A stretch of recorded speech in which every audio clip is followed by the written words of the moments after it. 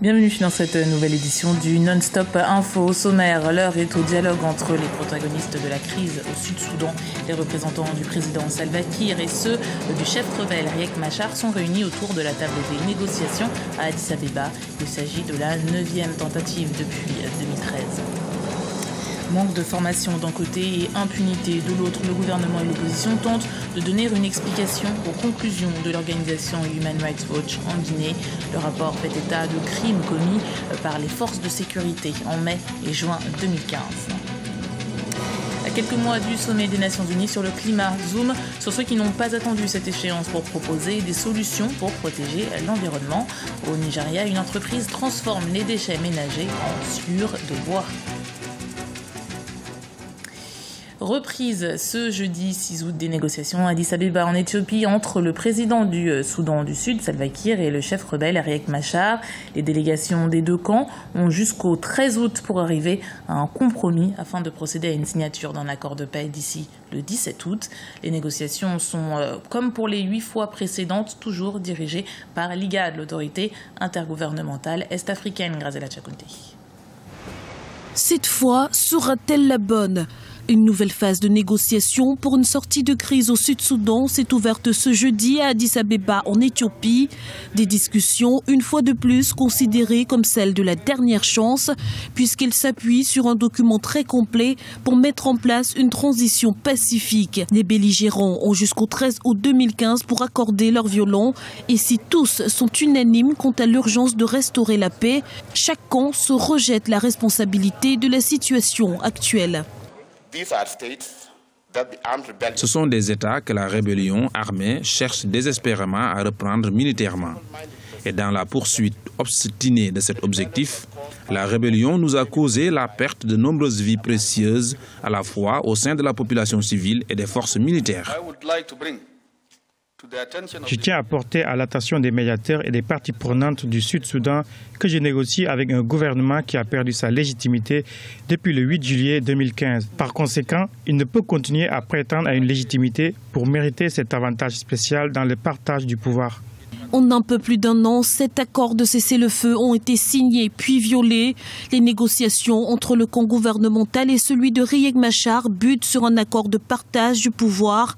À ce sujet, l'IGAD, l'organisation intergouvernementale est-africaine en charge de la médiation, appelle les protagonistes à privilégier l'intérêt des populations à l'heure où la situation humanitaire ne cesse de se dégrader.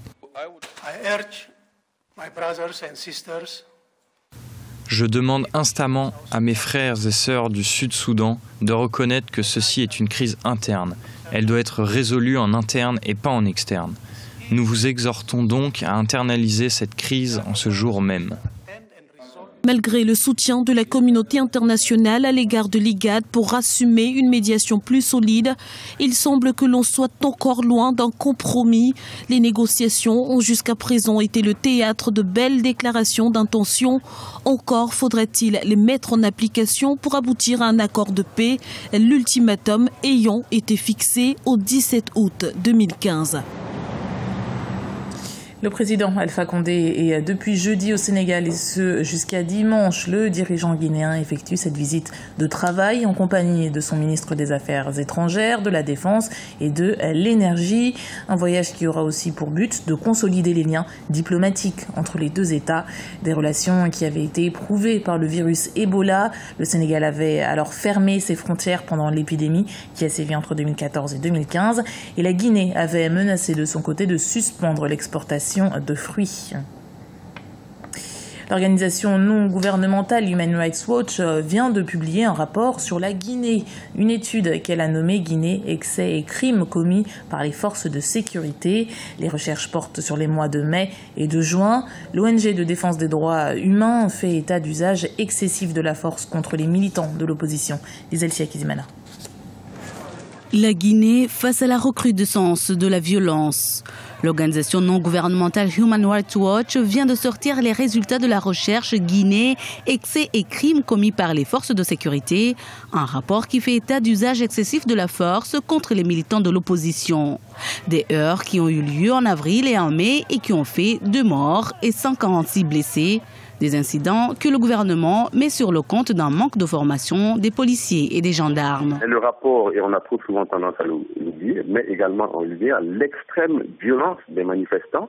Ils sont armés d'objets tranchants, de machettes, de barres de fer, de frondes avec des billes de fer qui causent d'énormes dégâts. Et donc, confronter des jeunes surexcités, conditionnés et extrêmement violents à des policiers pas suffisamment formés ou alors tout simplement pas formés du tout, donne ce cocktail explosif et ces violences qu'on enregistre, que nous regrettons tous et qui malheureusement, pour le moment, n'ont pas trouvé une solution définitive.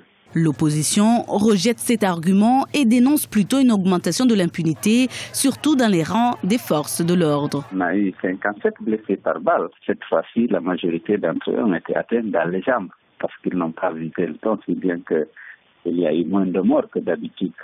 Mais ce n'est pas encore 2, on a eu au total 5 morts. Dont un à la baie qui a été bastonné par un policier jusqu'à ce que sa mort s'en suive. Le problème, ce n'est pas lié à la formation, le problème, c'est le résultat de l'impunité accordée aux agents de force de l'ordre.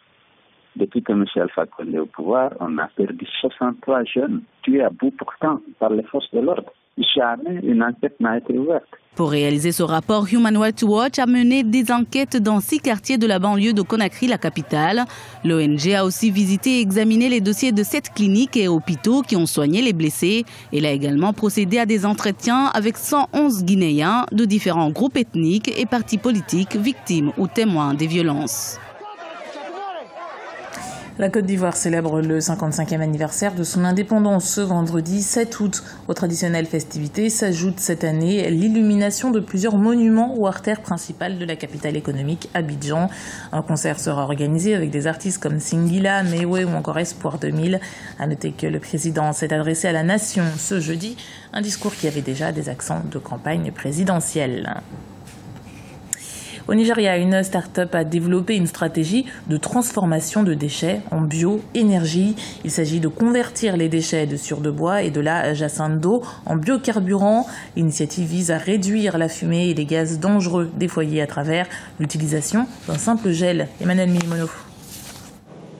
Produire du carburant pour les besoins domestiques tout en respectant l'environnement, cela est bien possible au Nigeria.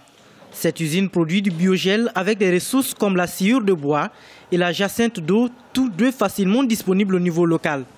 Le procédé vise à limiter la consommation des ressources non renouvelables et surtout réduire la fumée lors des cuissons.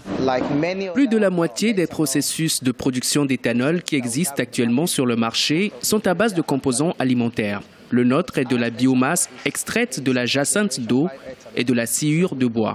Nous ne le traitons pas à partir du manioc, du maïs ou de la canne à sucre comme beaucoup d'autres entreprises le font. Ce procédé a débuté en 2011 grâce à une société écologique locale appelée l'énergie verte et les biocarburants. Les promoteurs des carburants reconnaissent qu'il s'agit bien de sources renouvelables pouvant aider à lutter contre le changement climatique. Les déchets de sciure de bois utilisés pour générer ce gel proviennent des scieries locales. La jacinthe d'eau est quant à elle une mauvaise herbe ouvrant de vastes surfaces d'eau en Afrique. Pour les promoteurs de cette forme d'énergie, trouver des solutions créatives à des défis environnementaux locaux est une passion. Je crois que nous pouvons créer un monde vert, propre et durable. Ceci est ma contribution et ma façon d'investir mon argent pour travailler, mais aussi le genre d'héritage que je veux laisser derrière moi. Donc, je m'efforce d'enseigner aux jeunes les moyens par lesquels ils peuvent investir, faire des affaires, se conduire et bien sûr comment vivre dans un environnement propre et vert. Plus de 350 000 ménages ont adopté l'utilisation de ces biogels. La société dispose de 45 000 distributeurs qui travaillent au Nigeria, au Ghana et au Bénin. Le produit est bien accueilli sur le marché, si bien que la demande est supérieure à la capacité de production de l'usine. Les inventeurs espèrent pouvoir l'exporter partout sur le continent afin qu'il soit utilisé comme carburant alternatif en aidant à répondre aux besoins croissants en énergie du continent. C'était le journal de la rédaction. Merci de l'avoir suivi. Retrouvez dans un instant une nouvelle édition du Non-Stop Info sur Africa 24.